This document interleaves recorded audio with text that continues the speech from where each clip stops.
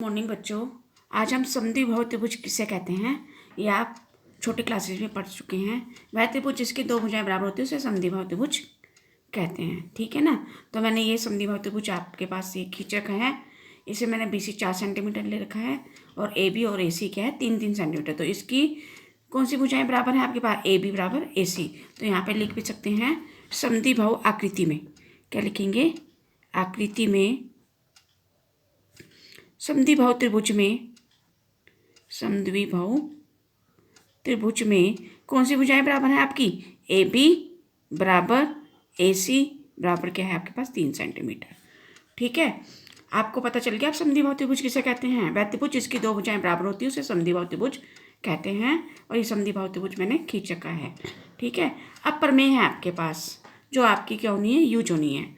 एक समद्विबाहु त्रिभुज के बराबर भुजाओं के सम्मुख कोण क्या होते हैं? बराबर होते हैं। तो सबसे पहले प्रमेय में आपके पास दे क्या रखा है और सिद्ध क्या करना है आपको ये पता चलना चाहिए। अब दे रखा है, देखिए आपके एक समद्विबाहु त्रिभुज की बराबर भुजाएं ये क्वेश्चन में दे रखी हैं, ठीक है ना। इन बराबर भुजाओं के सम्मुख कोण क्या होते हैं? बराबर होते हैं। ये आपको क्या करना है? सिद्ध करना है। सम्मुख कोण बराबर होते हैं ये सिद्ध करना है। और दिया क्या है? समद्विबाहु त्रिभुज की बराबर भुजाएं दे रखी हैं। तो यहाँ पे आ जाएगा आपके पास। सबसे पहले हमने क्या लिखना है? दिया है तो दिया है में आ जाएगा आपके पास त्रिभुज ABC में, ठीक है। AB is equal to AC, AB is equal to AC ये क्वेश्चन में आपके पास दिया है, ठीक है। एक समद्विबाहु त्रिभुज की बराबर भुजाएं ये क्वेश्चन में दिया है। सिद्ध क्या करना है?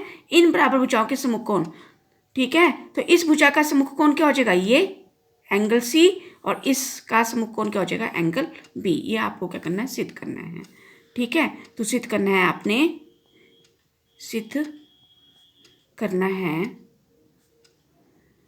क्या? एंगल B बराबर एंगल C, ठीक है।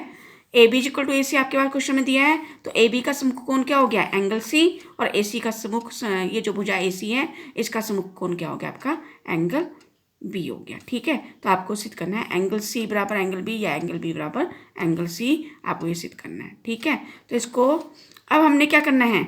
इसमें हमने एक रचना की है, रचना करनी है हमने, जो हम अपनी तरफ से ड्रॉ करते हैं ना, खींचते हैं, वो क्या होती है आपके पास? रचना होती है। हम क्या लिखेंगे? एंगल A का समद्विभाजक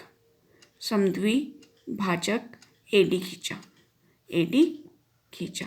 ये आपकी क्या है? रचना। ये हमने अपनी तरफ से किया है। जो आपके पास AD है वो क्या है? एंगल A का समद्विभाजक है। अगर एंगल A का समद्विभाजक है इट मीन्स एंगल BAD, ये angle BAD is equal to angle CAD। तो आपके पास ये एंगल क्या होगा? इस एंगल के बराबर होगा। क्लियर हो गया? आगे समझ में? एंगल का समद्विभाजक है तो आप क्या करेगा? ये कोण को दो बराबर भागों में क्या करता है? विभाजित करता है।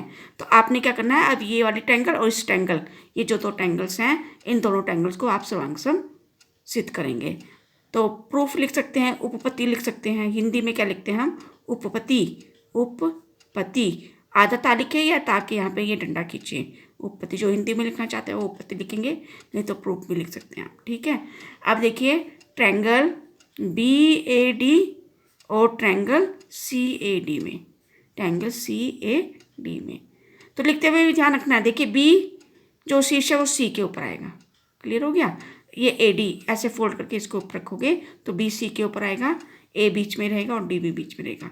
तो आपको लिखना पड़ेगा ट्रायंगल BAD और ट्रायंगल CAD में। अब क्या क्या बराबर है आपके पास? देखिए एक तो आपके पास AB is equal to AC, ये क्वेश्चन में क्या दिया है?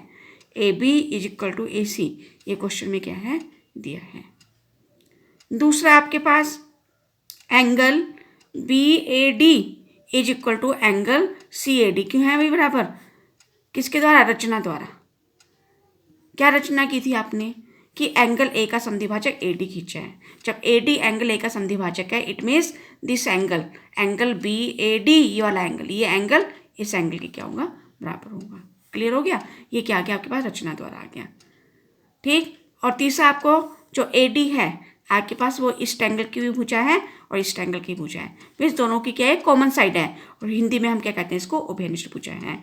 तो एक ट्रायंगल के लिए अगर हम AD लिखेंगे तो दूसरे ट्रायंगल के लिए हम क्या लिखेंगे? इसको DA लिखेंगे। और ये क्या है आपके पास? उभयनिष्ठ भुजा है। तो आपके पास देखिए तीन पार्ट हो गए ना इक्वल, दो साइड और एक एंगल आपने क्या कर दिया, इक्वल कर दिया। ठीक है, तो इसलिए ट्रायंगल BAD सर्वांगसम है आपके पास ट्रायंगल किसके, CAD के। अब किस नियम के द्वारा, देखिए इस ट्रायंगल में आपने ये साइड और ये साइड ली, इसके बीच का कोण हो गया। अब इस वाले ट्रायंगल में ये साइड और ये वाली साइड दिखा रखी है, तो इसके बीच का एंगल हो गया। तो इसको क्या लिखेंगे हम, SAS। जो कोण है वो क्या हो रहा है, इंक्लूड हो रहा है, इंक्लूडेड एंगल है, हिंदी में कहते हैं अंतर्गत कोण है ये। ठीक है, तो SAS सर्वांग समता नियम द्वारा, सर्वांग समता नियम द्वारा। ठीक है, जब हमने इन दोनों ट्रायंगल्स को आपने क्या कर दिया, सर्वांग सम प्रूव कर दिया, तो इसके जो बचे हुए पार्ट हैं वो CPCT के द्वारा क्या होते हैं, इक्वल होते हैं। हमको क्या चाहिए, this angle is equal to this angle. ये जो एंगल है आपके पास ट्रायंगल ABD का एंगल है, और जो एंगल C है वो आपके पास ट्रायंगल ACD का एंगल है। तो एंगल B बराबर एंगल C जो आपको सिद्ध करना था, किसके द्वारा, CPCT द्वारा। ठीक है, क्लियर हो गया। तो हमको ये सिद्ध करना था एंगल B बराबर एंगल C, वो किसके द्वारा गया, के पास CPCT द्वारा। तो इसको कैसे करना है, आपने इन दोनों ट्रायंगल्स को आपने सर्वांगसम क्या करना है, प्रूव करना है। जब आप इन दोनों ट्रायंगल्स को सर्वांगसम प्रूव कर दोगे तो एंगल B बराबर एंगल C किसके द्वारा आ जाएगा, CPCT द्वारा। CPCT का मीनिंग मैंने पहले ही बता रखा है आपको, क्या है CPCT का meaning, corresponding part of congruent triangles. Thank you.